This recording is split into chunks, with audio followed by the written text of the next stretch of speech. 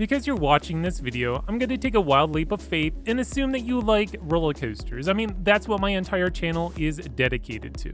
I'm sure that throughout your life of riding roller coasters, you may have come across a couple bad eggs. Well, that's what I'm here to talk about. The roller coasters that when you see them, it's enough to make one wince.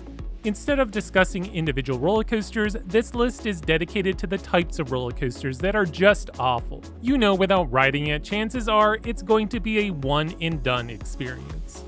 Before we get into this list of terrible roller coaster types, how about checking out my Instagram and/or TikTok accounts? I post daily content for your enjoyment. Also, do me a favor by liking this video, and if you're new to the channel, hit that subscribe button.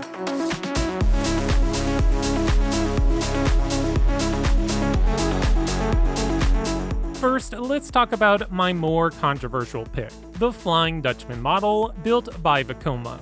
For some, this might be blasphemous to say that a Flying Dutchman roller coaster is bad, but I have my reasons. First is the reliability. Even before you get to ride one of these models, chances are it'll be down for maintenance. Basically because this model has been discontinued for well over a decade now, I assume that parts must be hard to come by.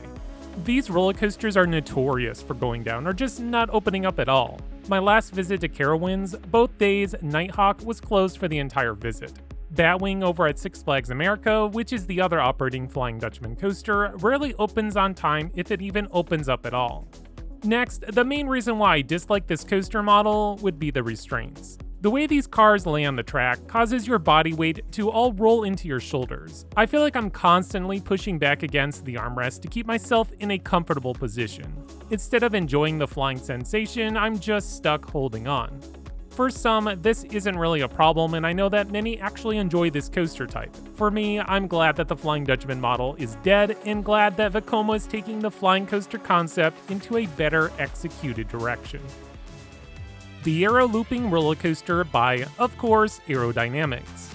Aero may have brought roller coasters into the modern era with their looping roller coaster concept, but compared to today's standards, these coasters are usually rough, full of bad transitions, and uncomfortable restraints.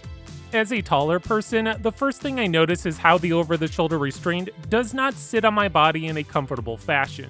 It will crush my shoulders, and then during the ride, the G-forces usually push down on the restraints even harder, crushing my shoulders even more. Next is the bad transitions. I swear some of these transitions were just welded together without any sort of pre-rendering concept. Actually, most of the Aero looping roller coasters were not designed using a computer, but instead relied on the old-fashioned blueprint paper and bending wires into a mock-up version of the ride. You feel every transition, sometimes in jarring effects. Out of all the roller coaster types discussed in this video, this is the one coaster model that I prepare for by taking an ibuprofen prior to riding. Call me old, but hey, even my 7-year-old daughter says that riding Carolina Cyclone felt like someone was punching her in the face.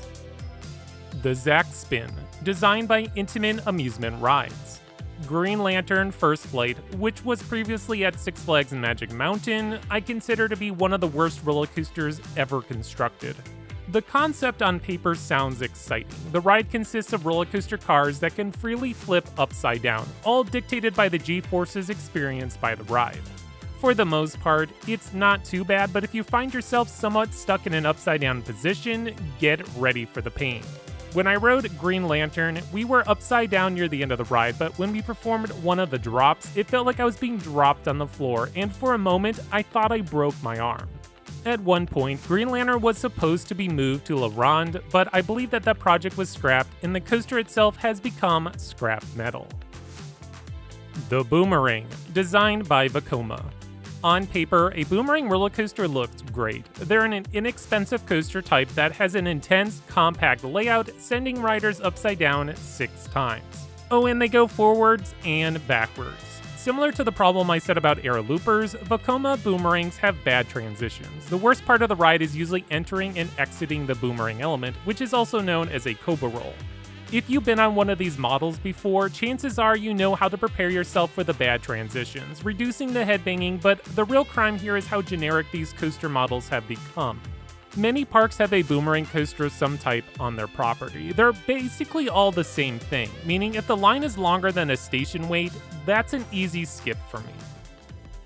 The SLC, designed by Vekoma. Though the modern roller coasters by Vekoma might be considered some of the best coasters out there, ironically, their original designs are considered amongst the worst. The suspended looping coaster, SLC for short, is one of the most hated coaster types in the industry. First, there are a dime a dozen. Many parks have these coaster types, all sporting the same cloned layout.